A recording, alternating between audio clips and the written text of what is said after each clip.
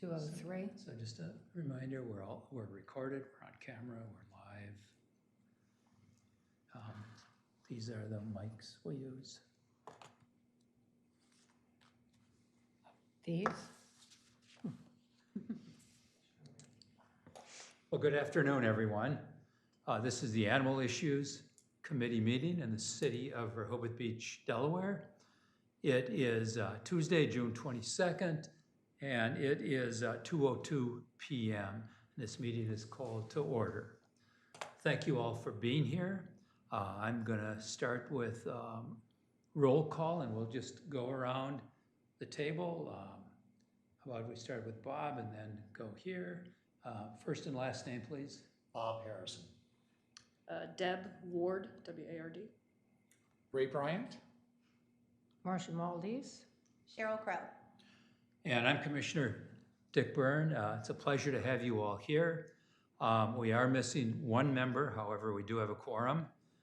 We are missing one of our newest members, Terry Smith. Perhaps he'll join us because I've not heard different from him. What's his name? Terry Smith, T-E-R-R-Y Smith. And we'll get to our new members in just a few minutes on the agenda. Approval of minutes. You know, the last time we met was on Zoom, March 24th. But you know, the last time we met face-to-face in here, I think was December of 2019. Oh, wow. I believe it, yeah. And that is, what, a good year and a half ago. So some of you I haven't, well, I see Marsha, I see Ray around, I see Deb frequently, I see Cheryl. Bob, I don't know if I've seen you in a year and a half. We've talked, but Yeah, but we have talked. So this is a pleasure. It is good to be back heading into this normal way of doing our work and doing our business. So this is great. So with that said, as always, I thank our secretary, Marsha, and she did take minutes of our Zoom meeting on March 24th, 2021. Everyone has seen those minutes. Before we approve, is there any discussion, comments? Okay, is there a motion to approve? I'll make a motion. Cheryl, thank you. Is there a second? second. Okay, Bob, thank you. Any additional discussion? Is there a motion? Is there all in favor of approving? Say aye. Aye. Aye. Opposed? Okay. The minutes of March 24th are approved. Again, thank you, Marsha. We have received 2 items of correspondence. I'm going to save those because they show up on the agenda in just a bit. I was hoping they were going to be embedded on the agenda, but apparently the office has run out of time and just assumed that I would share that correspondence. In terms of an update, the mayor a number of months ago, put out a call for committee member applications. This committee was included, most of the committees were, and I'm pleased that Deb Ward and Terry Smith both applied. I had the opportunity to do a phone interview with each of them. I've known Deb some from other interactions and in the neighborhood and so on, and Terry and I got to know each other over several phone calls. And so I made a formal nomination a few months ago and they were both unanimously approved by the mayor and the commissioners. So Deb, a very warm welcome. Thank you. It's great to have you here, and happy to give you a minute or two to say anything about yourself that you would like. Well, I will say that I get along much better with Dick than my dog gets along with his dog, unfortunately. So Yeah, well, maybe that's a good thing. no, I've been involved in animal rescue group up in Northern Virginia. Obviously, I have 2 dogs of my own. I have 2 cats up in Virginia. So I'm very, very animal oriented, and just looking forward to this opportunity and hopefully to contribute as much as you guys have already. So thank you. So welcome. Thank you, Deb. We're happy to have you here. Deb owns a lovely home on Hickman, and so she is a voting member of the committee, and Terry Smith also owns a home and will once he joins us, will be a voting member. So just for the record, then that will give us 5 voting members, which is what we desire, to have an odd number in case there were ever a tie.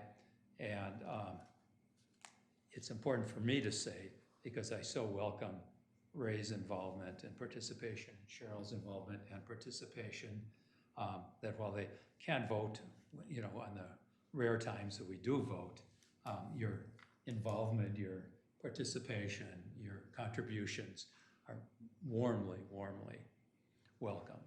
And in every other way, I consider you a full contributing member. So thank you. And, may the time come where you purchase property in this city.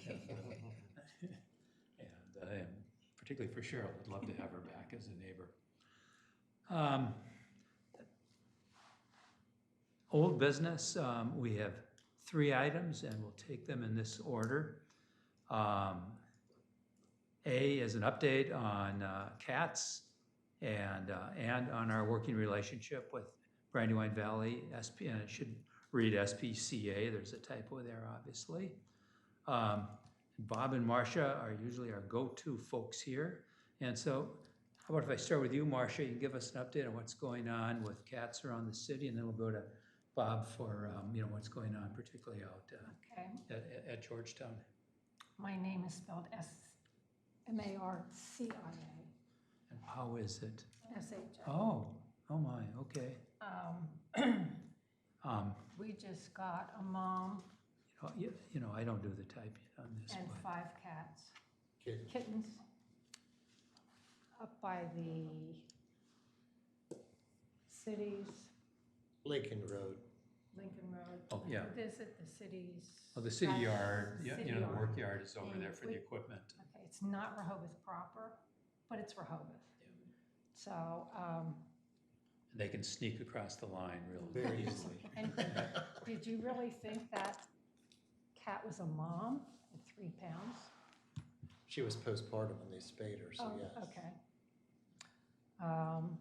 We have one more in-town cat that we need to get, and I need to call or text and see if these ladies see the cat so that they can help catch it. It's on Olive Street. Olive, Maryland, going between okay. those. So, that's all I know. But that's it. We only have one right now that we need to trap. And let the record show for those that are watching and or listening after today, while we welcome you, we want you to know when we say trap, it's a live trap. And these cats are taken to Brandywine Valley SPCA. They are spayed or neutered, and then they are given shots and made sure they're healthy, and then they are brought back to the neighborhood where they were caught so they can live out their lives. Now, the kittens are in foster care. Yeah, and Kids are in foster care in Bethany. yeah, and it's a good segue to Bob to get us up to date on what's going on with SPCA. Everything's the same at the SPCA as it has been. During the pandemic, we have not skipped a beat as far as services or programs or anything like that. So we've maintained every Wednesday spay and neuter cats for feral cats within Sussex County. And that's where we would fall under here when we catch a cat like the mother cat we called on Lincoln. She was spayed last Wednesday at the SPCA. And is she back now? She actually has been held in a foster home. We think that the cat and kittens were dumped as a package, and we didn't want to put her back if she was tame. So she's being evaluated, and there's someone who said that they would take her to their home if she turns That's out to be great. social enough. Yeah. So good we're news. hoping that's the case. The guy who owns the property, his name is David Lyman from the beach Yep. service business. And he said all of a sudden they appeared. He didn't feed them. The mother cat suddenly was there with her kittens on his property. So I have a feeling they were dumped. Sure. And I haven't seen that many, I know it's not necessarily in city limits per se, but I haven't seen many at that property right behind. Because that at one point, I think, was a property where there was a lot of activity, and those cats didn't necessarily leave, but I There's Is don't this know. off of Lincoln you're talking about? Oh, no, I'm sorry. This is off of Hebron. Oh, well, that's far away from. Okay. Yeah. Okay, that's what I was thinking about with Lynham, but, No, I guess he has properties, things over there too, but he I has, guess a- the beach Lynham, so storage. I don't know. he has Yeah, I think Is there's the a piece of couple storage property area. there, it's a storage on the other side. facility Okay, across okay. from the city property. Gotcha, right, Yeah. okay, Mhm. that makes sense, Mhm. yeah. Bob, while we're talking about SPCA, maybe you and maybe Cheryl or others have an update on what's going on, what just happened with Delaware SPCA and Delaware Humane, because, you know, they're certainly good friends of our committee, and Sure. many of us have volunteered and or worked there over the years. With the Delaware SPCA and the Delaware Humane Association will be merging. They've announced that they will be merging. And that's to take place this fall, and I understand there's possibly a new name will encompass both of their organizations. Mhm.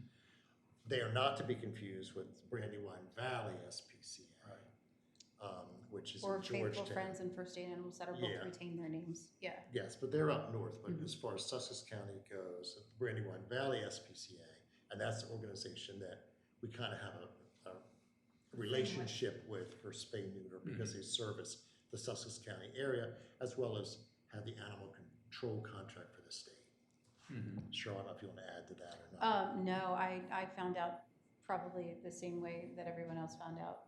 And that's really all I know, is to expect a new name and a rebrand. But Mhm. I think that, hopefully with some presence, and continued presence in Sussex County, that, we'll all be able to work together if needed and when needed.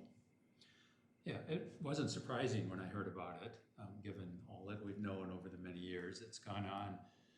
And I think it's an exciting, positive development in I think terms so. of animal welfare and Sure. sheltering of animals. Bob, do we ever need to update our, kind of the city's formal agreement with Brandywine Valley, or does that just kind of carry on into perpetuity, as they say? That's a very good question, because the original agreement was based on the fact that Brandywine was hosting some fundraisers within city limits and getting the permit from the city to do so. Mhm. And because of COVID, there have not been permits issued for those type of Right. events. So I haven't really discussed that with Adam Lamb, who is the Mhm. CEO of Brandywine. But Cheryl, you're on the board there, aren't you? I'm still very involved. That I can check in on that, Okay, yeah, that might be good. I haven't brought it up. We have so very Yeah. few cats yeah. that need to actually be Oh. done.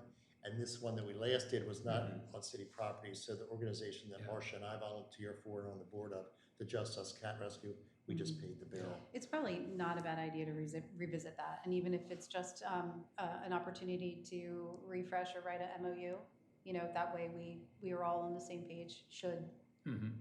we ever encounter a situation. But Yeah, we've remained very lucky in all aspects Right.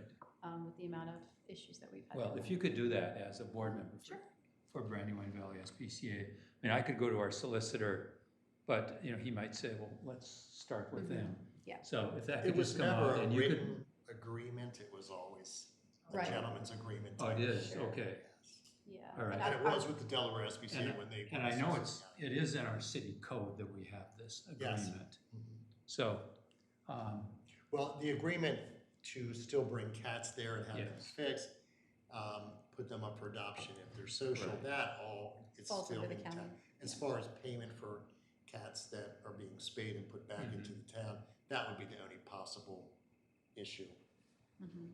And again, we've got it So, covered if yeah. it is, so. so we're not bringing it up because Nothing would there's any change. problem. We're Yeah. not trying to solve No, a not problem. at all. It's just, is it important to look at it to make sure that think all that's is a good well idea. Sure. going forward, but not to raise an issue. And Mhm. any other discussion, questions about cats and our relationship with the various shelters and so on? Okay. Marsha, Bob, thank you very much. Ray, for those of you that remember, and for Deb, is a very active volunteer with Tri-State Bird Rescue, and that plays a critical role in our community in that. area. He's the go-to guy that I've gone to many times. We can't drive. Yeah, well, Frustrating. I'm not calling you right now, and I keep hoping I don't run into a problem. But I would still call you because you Yep. put me on to We the have a next team. volunteer. That's a good one. But Ray, if you could give Sure. us an update, please. Sure, like everybody else, we've been impacted by COVID, especially at the center. For those of you who aren't familiar with Tri-State, maybe listening in, it's in Newark, Delaware. We've been around for now moving on upwards of 50 years. Divided into maybe three parts. One part is oil spill recovery. We have a large unit there that is set up to clean birds on site as needed. Came about years ago after some spills in the Delaware, but has grown into probably the world's most, or one of the world's most foremost training centers for oil spill recovery prevention. We do training literally around the country. We get called in. We did most of the major spills in the Gulf. Get called in for local ones. The restaurant that puts their cooking oil out overnight out back, and the gull that gets into it and gets soaked, and or we've had generators spill oil into the Potomac. We picked up some geese a few years ago. So that's one part. The thing that people are probably most aware of is the clinic. We have a 365-day-a-year, 24-hour-a-day clinic that does care and rehab on birds that are injured, indigenous birds. Meaning birds that were native to our country all along. And that's what I'm a part of as a transporter. Somebody will find a bird in their yard and call, or somebody will see a bird and call, or somebody will capture a bird that's hit a window and is boxed, and what do I do now? So the third piece sort of ties in with it. We do a lot of education, trying to help people, especially now that we're in baby bird season. That's a fledgling. This is the difference between a fledgling and a nestling, and leave them alone. They need to be on the ground. Don't pick them up. If you did pick them, it's okay. Mom's not going to get nervous. Put them back in the nest. That's an old wives' tale that a bird will smell humans and leave the baby alone. Not true. Best people to finish off are moms, the birds, not moms in a clinic. So we do a lot of education on that, a lot as it relates to lead continuing. One of the big causes of, especially our adult raptors, eagles in particular, of issue is lead poisoning. Often from lead sinkers that people get their line stuck out in the water and it breaks and they leave it there and there's a piece of lead on it, or a fish gets caught and has a lead sinker hooked to it and they eat the fish, or a deer is shot with a lead based pellet, and the gut pack is left in the field and there's a piece of the lead in it, and eagles are no different than vultures in terms of their scavenging ability, so they eat it and they get sick. So we do a lot of education on that, and then we transfer words up to Tri-State. Last year we just did under 4,000 from all of Delmarva and southeastern Pennsylvania, and sometimes from New Jersey. More typically it's if they need a flight cage for testing out an injured bird. And then we also bring birds back that need to go back into a specific area because they're a part of a family unit, vultures, for example. We'd bring back and release into that area. We also have finished up pretty much for the spring because they're done, but we have a big re-nesting program in the spring for raptors. Great horned owlets are the first to nest. They don't build nests, they steal something, and so very often it's a squirrel's nest or a whatever that doesn't make the first storm, and with the storms we've had this spring, they get blown out of the nest or the nest comes down. And we check them out and sometimes put a new nest up and put them back in or get them back into the nest and go from there. Always looking for transporters. I'll make a plug, people that are interested in making a drive from here to maybe Dover as a contact, and then they're met in Dover and somebody else makes the run the rest of the way to Newark. So that's always a need. We've worked real closely with this committee and the city, and happy to say that we've gotten several calls from the police this year already, which is Not great. Good. Yeah, yeah, it's good. And actually, last summer, we got a lot of calls from the kids that were hired. I don't know what the right term is at my age. Cadets. Kids. The cadets. Yeah. They were great. We got several calls last summer, but this year we had a call already for a blackback gull that was wrapped in fishing line and a lure through his wing down in Queen Street. And then just a few weeks after that, oh, for goodness sakes, we had gannet, a northern gannet that had come ashore. And they had that one boxed, the other one we had to go down and get. But they've been great, man. I leave them cards, and I know there's been some turnover in who manages the guards, so I think it's probably time again to get out with some boxes and some literature and just remind them that we're here. Because last time we actually had a guard call. We had an osprey fly into a guard's flag on the beach. So that's been good. So we're here. We take calls, and we've been fortunate to get literature up on the website. I think our little poster on "So You Found a Baby Bird, What Do You Do?" that helps people literally work through, is it feathered, is it not feathered, is it this or that, is helpful. And we've certainly supported the signage not to feed, for all the appropriate reasons not to feed. And then lead and sinkers and getting rid of fishing line is the other big one. So that's us, and we're here. And the question that comes up, and I have gotten asked about the osprey up on the emergency tower.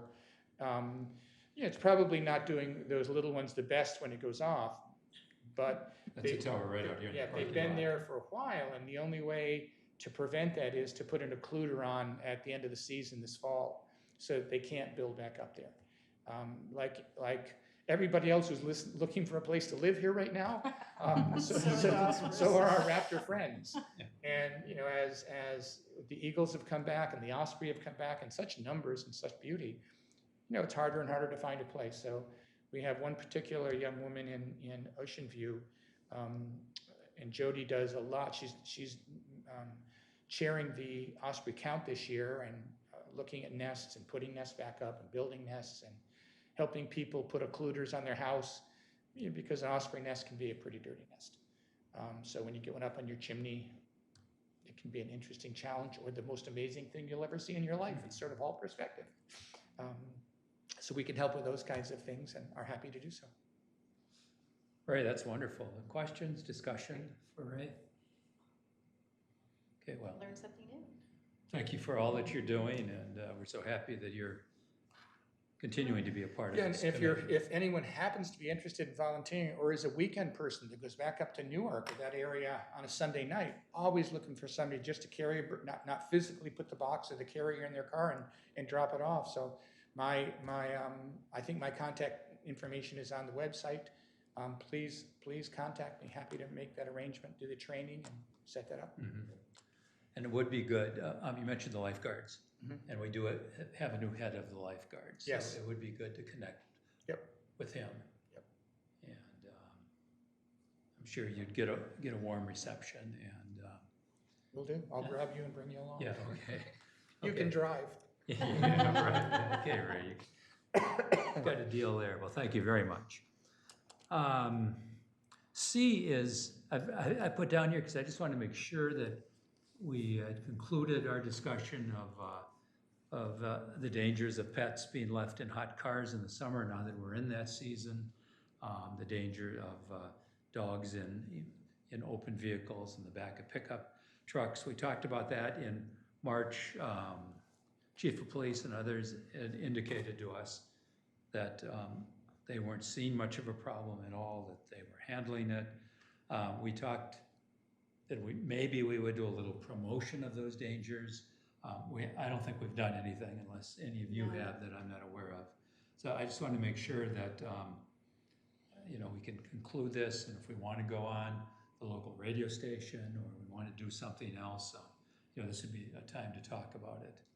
Yeah, our conversation the last time around was really productive, and I do understand the feedback and the point from Chief Banks is, we certainly don't want to go full steam trying to prevent a problem that's not a problem, but certainly I think we all can have the same mindset that prevention is certainly the best route. So with that, I think, I don't necessarily think it's a task for this group to come up with, new policy or new language, But I think from our last conversation, the public information campaign was a viable option at very little effort and expense, whether that is signage on the parking kiosks, like a magnet that just basically says, nope, don't leave your pet in the car. It's 90 out today, it's 122 in the car. Sure. And these, again, it's not reinventing the wheel. These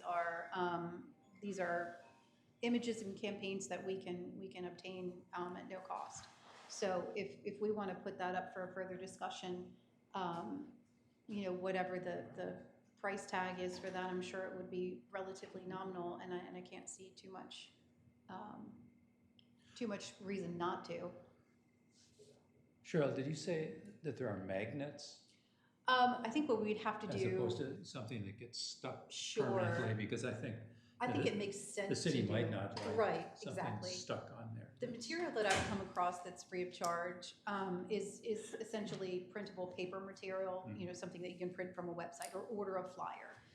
We don't want to create the mess, so I think we'd probably be tasked with pricing out, what would 50 magnets look like that would be able to be stuck on some of those kiosks on high volume streets. Or maybe it's just up and down the avenue and Wilmington and Baltimore, where you've got a little bit more transit traffic. Those are probably the most efficient ways of tackling.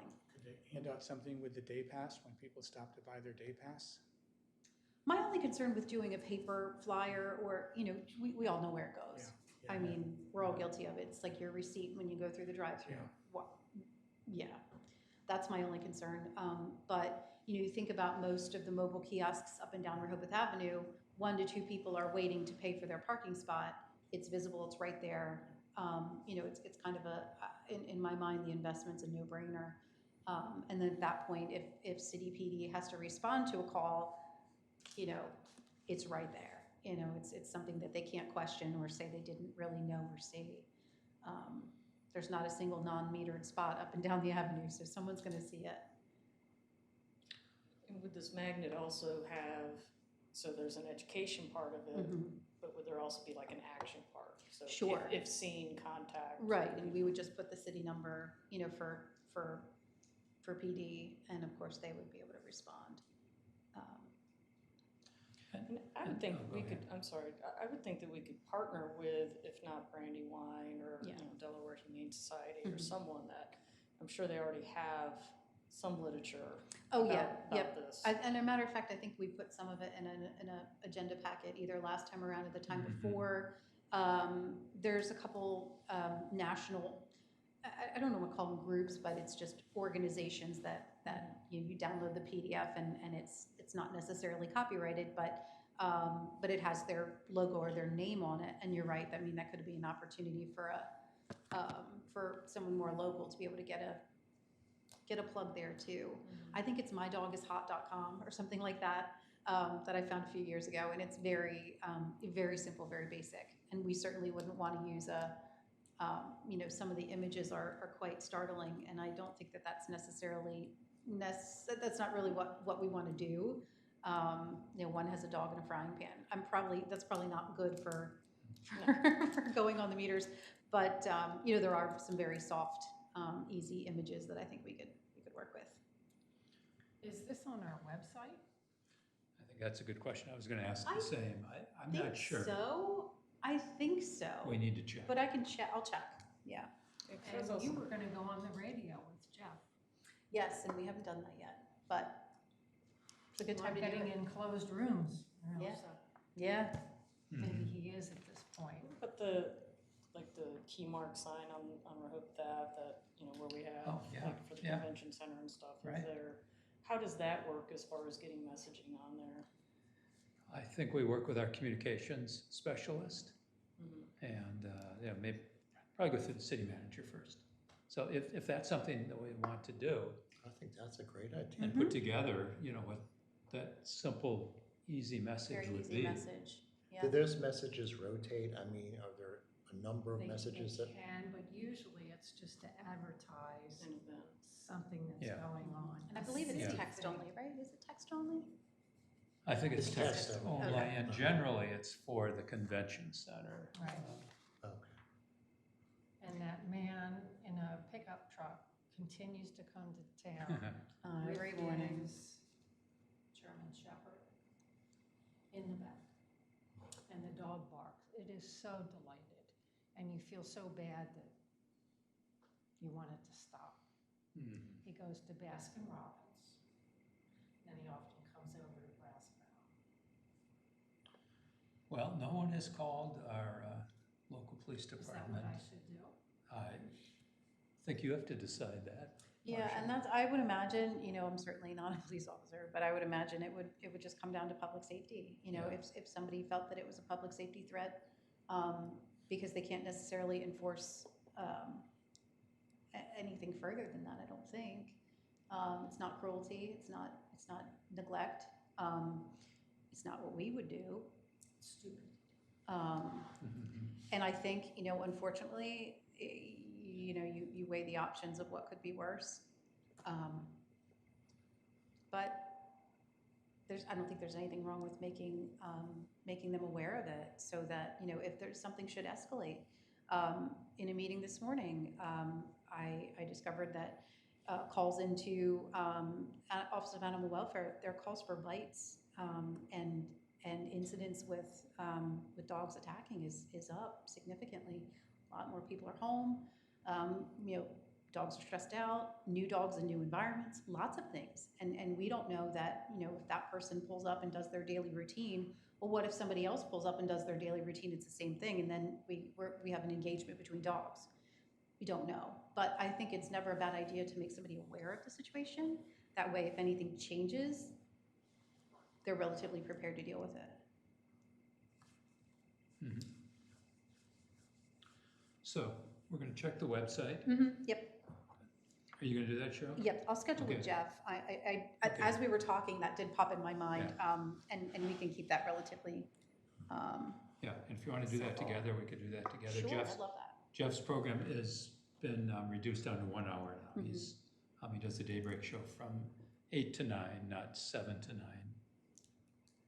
Well, he might go back up again. He might, maybe after the candy season is over and he has a few more hours He's in gonna have his one more life. competition too. Yeah. So, okay, so we'll do that. I don't know if we want to explore the magnet situation. Magnets could disappear easily too, right? I mean, if it's maybe a nice Yeah. magnet to have at home, right? Sure, Somebody yeah. considers- Bumper sticker that peels off and sticks on.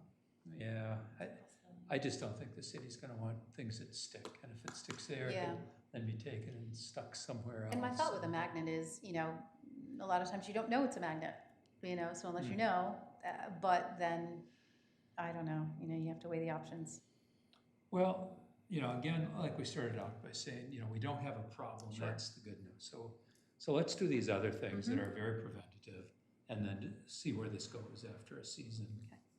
And if there's complaints that come into Chief Banks, he will definitely let us know. Perfect. Okay, anything else on that? Okay, new business. We do have 2 items here, and they both came by way of email correspondence to me, and I didn't bring the correspondence on the first item. But it simply said, as the Animal Issues Committee ever discussed the need for deer crossing signs anywhere in the city, it seems like that would be an appropriate discussion, period. There was no evidence given for a concern. So I've reached out to both the city manager and the chief. I've heard back from the city manager, said that she's not aware of any problems, but we should see what the chief has to offer. And I've not heard back from Chief Banks yet. So I will, and we'll move this ahead. Last weekend, I saw a little doe there on Stockley where the house has been torn down. It's back by the, little pond canal area. But I can't say recently, other than that I've seen much activity.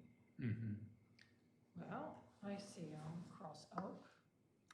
I see them cross Second Street. And actually, it was a city pickup truck that stopped. Like, come on, get across. Which way are you going? Stop in the middle. Look, no. And where I am on that curvy third, they come over. We don't have much that they want to eat, but they go in the yards that have good stuff. Little pasta salad. Yeah, So Lilies are coming out Chew up now. your we have peonies. a lot of deer. yeah. And on the Pines, the north end of town, I think is where we have some, my concern would be more on Columbia and Henlopen, where there's a little more Yeah, speed. that's what I was thinking too, and Um, Ocean Drive, I mean, and technically, that's not necessarily what you would assume would be an area of concern, because you've got beach and houses, but it seems to me that the movement amongst, Henlopen and North Shores, they're going across Ocean Drive quite a bit. When was the last deer hit by a car? Well, that's what we're gonna find out from the chief. The last I remember was a broken leg on the bridge. The deer stepped didn't get hit by a car, but broke a leg in the Right. in the hole, and the police came down Right. and took care of him right there. But I don't remember. Well, I remember when we were still in our condo, it got in the parking lot behind us, all bloody in the face. We got 3 cops with their cars trying to block it. And of course, it kept running in someone else's yard, and they'd have to try to chase it out. And we had one before that they were able to trap down lorries. And they waited until 1 in the morning and then opened it up for it to go out. So they come over all the time. So, it seems like part of the question is, and we'll wait until we get some data from the chief, I'm having a hard time hearing Marsha. I don't talk much. particularly Marsha, Talk to or us. all of us. I just wanted to make sure the mics were. Okay, Joe, thank you. So I don't know.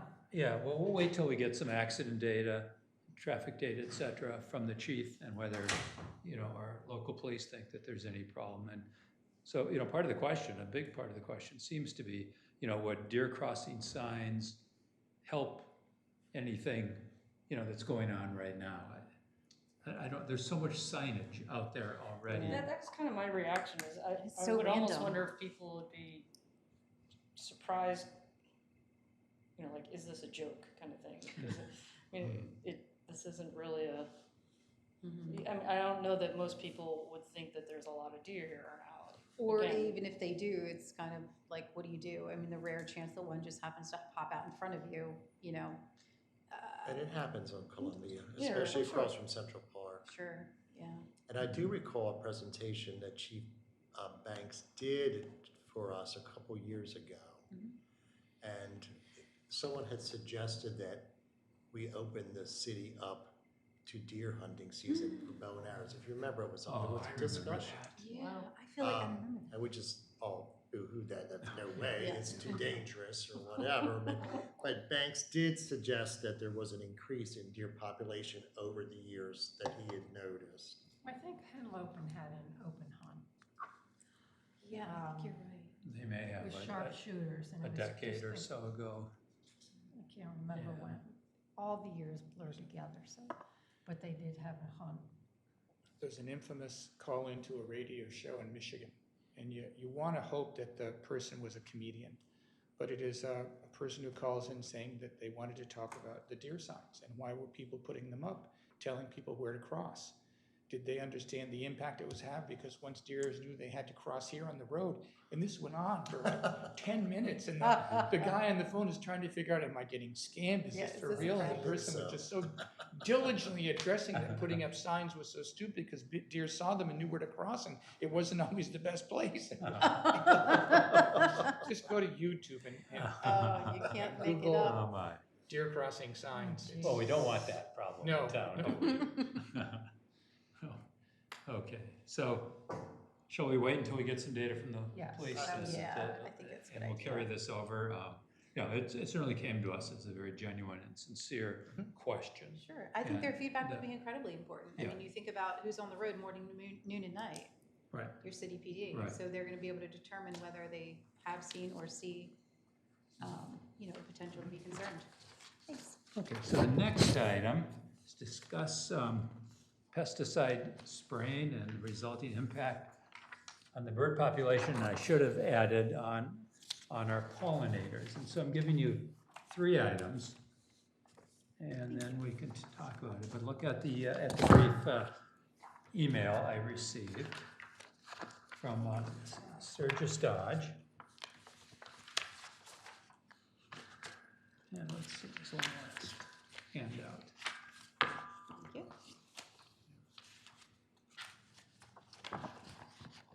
Oh, I'm sorry. Sorry. Yeah, we're messing up the microphone there. Okay, Ray. There we go. Okay, so let me read the correspondence. Dear Dick, I'm wondering if your committee has discussed the use of pesticides on residential lots to control mosquitoes. Other applications are likely a problem as well, but we have been distressed most recently by a new surge of companies advertising and homeowners using spraying for mosquitoes, which from what we have read kills beneficial insects that pollinate plants and provide food for birds.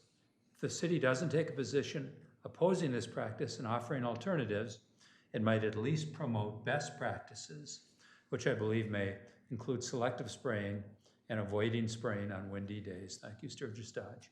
So again, very genuine and sincere concern here. And I went back to Sturgis and thanked her, of course, for giving this to us. And I said, you know, there's really 2 committees that'll take a look at this. It certainly is our Animal Issues Committee, but the other committee that I chair is the Environment Committee, and they will also be concerned about the pesticides and the impact on the natural environment.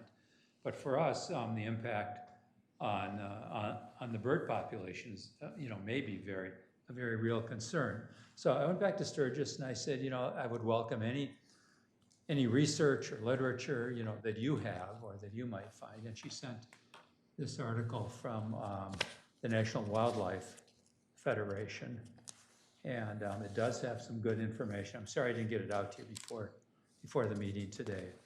And it talks about what's in most mosquito sprays and how toxic it is, and the impact on pollinating bugs, and particularly our bees that are already threatened in our environment. And then the fact that we're killing more than mosquitoes, we're killing the food for a lot of our bird population. Bats. Yes, in fact, on some page in here, it goes in to say, for example, 96% of our backyard birds rely on insects as their exclusive food source for their babies. It also talks about the runoff, just like with herbicides and fertilizers that get put on the ground and then run off into our freshwater lakes here, our canal, our ocean, and that those can have a very negative effect on the environment. Ends up talking about alternatives, and that there are, quote, organic spray options that are, you know, essential oils, plant-based products that are less harmful but can still be somewhat harmful. And so, you know, this is the concern that came. And then just today, I learned in the third handout here that on an annual basis, apparently, the city signs an agreement to allow these companies to come in and do pesticide spraying. And you can see the agreement. It's come from the Delaware Mosquito Control Section, signed by Sharon Lynn, asking, saying that we've executed this agreement. The agreement is on the next page. And then simply a map of the area that we're saying. This is control spray on public property. Yes, on public property, and that means that we may employ like Envirotech as a company to do some spraying. That they do put mosquito things in some of our public waters. There is some airplane spraying, aerial spraying in areas not in the city, but are on the edges of the city where we still have some agricultural land, and that's cited in this. So this is the first that I learned of this agreement just a couple of hours ago today. We're also seeing, not quite as much in our area, but a little north, a kill-off this year of birds that's at this point, research are thinking that it's tied to people who tried to get rid of cicadas by poisoning. And the birds that use insects for feeding are picking them up and eating them or passing them on. Cardinals, jays, grackles, no apparent injury, no apparent anything finding them. So they're soliciting carcasses now and trying to expand the investigation. But initial thought is the increased pesticides going out to kill a bug that comes up every 17 years and doesn't do a thing to harm anybody. Right. Is there? Right, and doesn't live very long anyway. No. Is there an effective date or like a renewal date on this? I realize it's 2021. Yeah, is it for a year, 2 years? I'm just kind of curious. At first glance, I haven't really read For it. the but- 2021 year, it says. Yeah. So calendar year. Yeah. I'm wondering if there's a way to implement something for the 2022 year that requires, a certain level of, forgive me, I'm no chemist, more bio-friendly products. Biologically based, Yes. organically based, not Sure. biologically. But is this saying we're actively doing it, or that we just have this in place so if we call upon them, it will be done? I'm sure there's a service agreement because there's somebody that's getting paid for it. So obviously, if there's a payment, there's a service. I don't know, but that's a good question. If it's like a one-time deal, or if it's you can call 10 times if you need to, I'd be interested in finding that out as well. It's a good question. Yeah, very good question. Undertake its spraying activities within the city to be done in adherence to and to provisions. It says March to mid-November. Cheryl, under paragraph B. Mosquito control spray Right. policy, so And there's a policy somewhere. Yeah, and there is a hot link, underlined here, that I didn't have time to even go in and look at, and as soon as I read it sitting here, before the meeting started, I thought, well, I need to go in and look at Sure. what that policy. I think something States. like that, more preventative. We don't necessarily need a huge problem to be more cognizant and wise about the choices that we make that affect people and the environment. Bees, dandelions are the first flower, Right. and the one we most often first try and get rid of. Ray, has Tri-State talked about this much? Is there a There's concern? been a lot of with- talk on our website and in our volunteers group, just sort of soliciting information, seeing what's being looked at, and I can certainly keep you a part of that. Yeah, that would be helpful, The to see, latest- rather than us spinning our Yeah. wheels. Yeah. Others Yeah. clearly are actively looking at this, and, we all see these trucks that are licensed, legally licensed to do business in the city, there's no question about that. And they have contracts with a number of homeowners, and they come in on a very regular basis. And, that seems to be the concern here from a resident. What are Get the some harmful information, effects? Get back to you. Yeah, okay, that would be good. What else? We haven't had much time to think about this or to dig into it.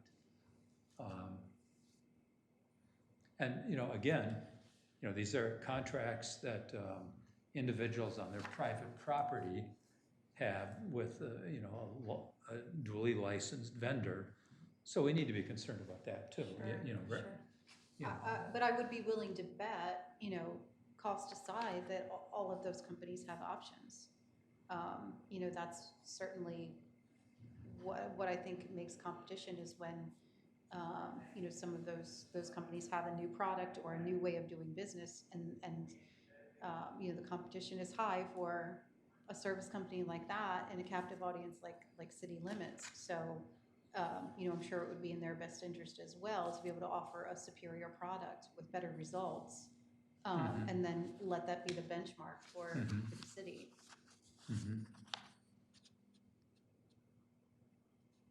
You know, it might be worth one of us reaching out also to Envirotech. I mean, they are a private company, but they have a lot of contracts. They don't have much competition in terms of what they do. And while they don't come in and spray people's yards and so on for mosquitoes and ticks and so on, you know, they may well have some research and some good information about, you know, what did we call it, Ray? Organic options. You know, a plant-based option as opposed to a chemical-based option. If anyone, you know, would be willing to call and check with them, you know, they could be a source of some useful information. I can check with Solitude only because they're doing an install in our backyard today, so they'll be there when I Okay. get home. Oh, okay, okay, and that's with who? With, Solitude. oh, okay, Happily check with Greg. yeah, okay. All righty.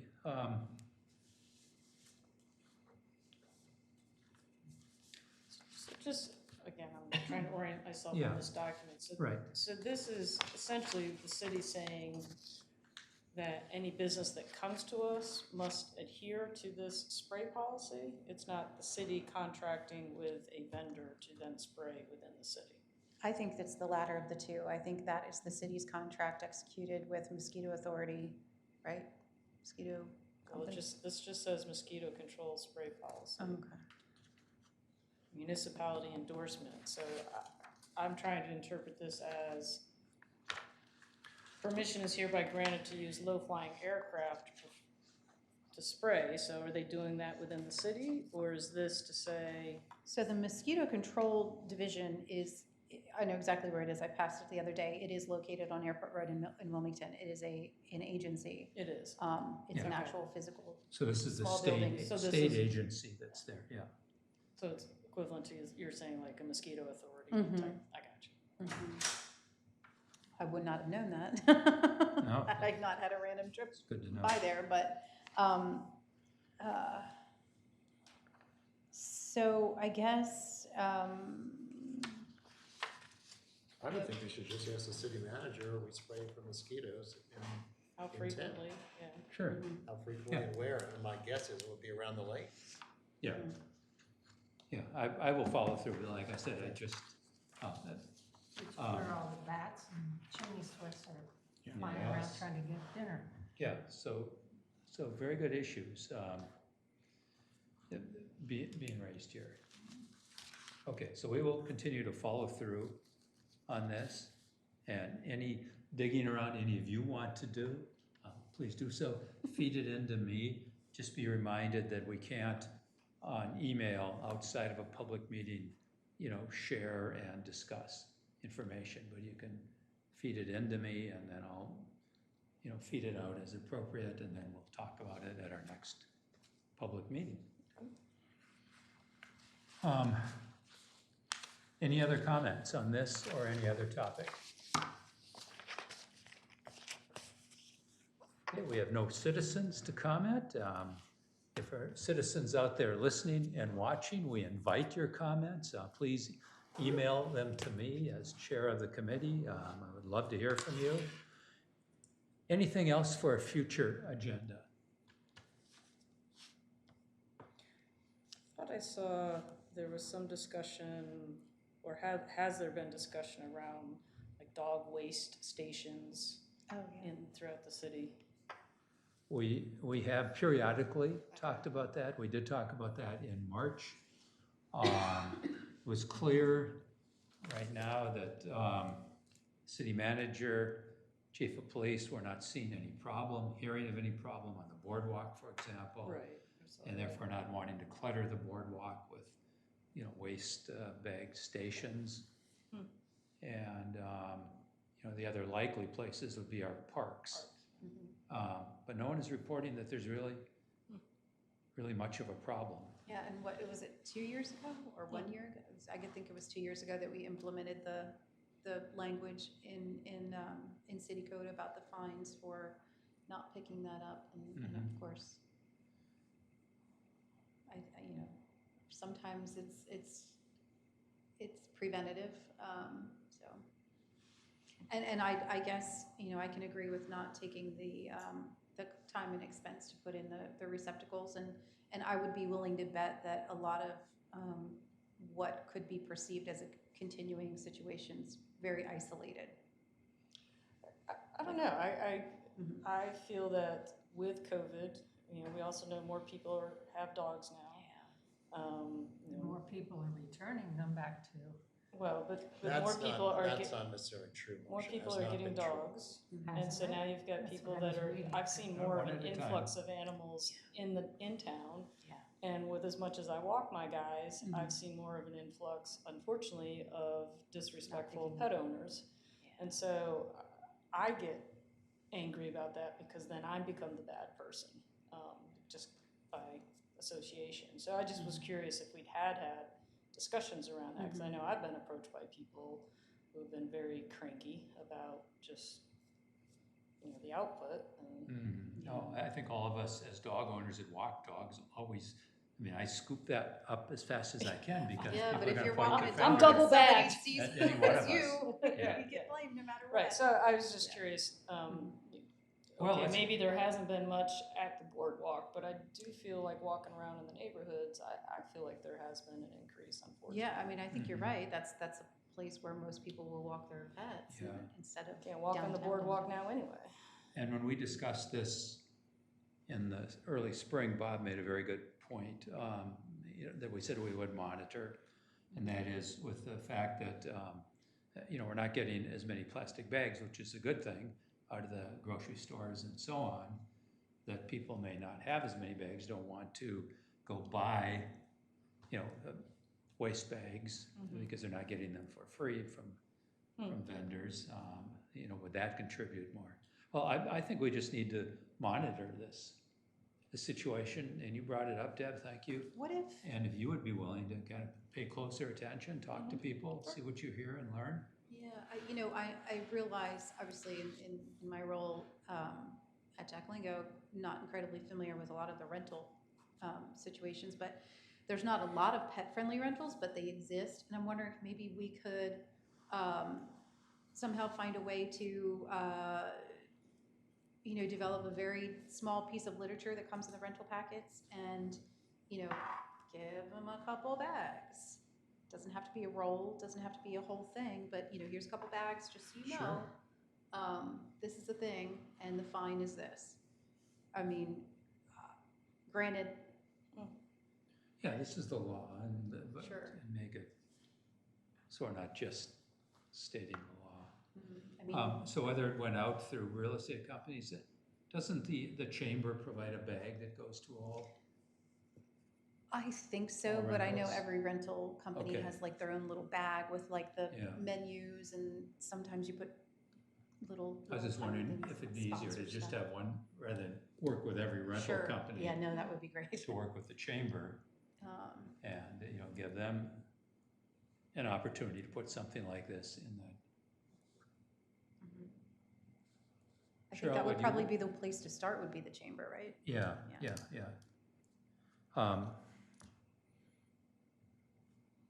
Would you be willing to draft up something that we could look at as a? Sure. And talk through at the next meeting? I'm pretty sure I already have a template I'm sure somewhere. I'm sure you do. I'm sure you do. So The that, good one and the challenging one. that brings us to really the last item before we adjourn, and that is, when do you all want to meet next? Obviously, we went from March to June. We developed a, you know, reasonably good agenda. I think a lot of good discussion today.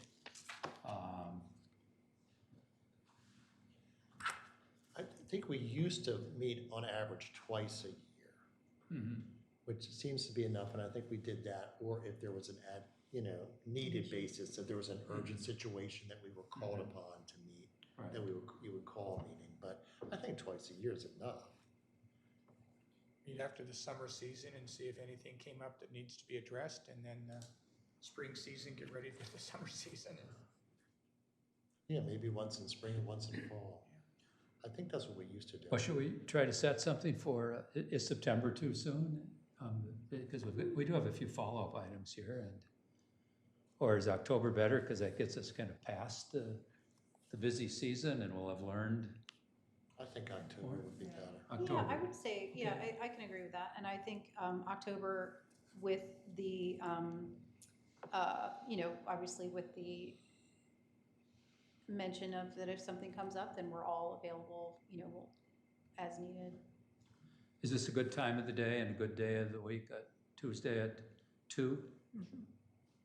It probably wasn't today because of the weather and the amount of Right traffic, in time. but in October. And I don't think we've ever had one in the summer before, because I never remembered having to deal with Right. the parking. We'll Oh, find a right. place I don't think we've If we ever, could avoid summer. Okay, yeah. okay, so I hear you, spring, fall.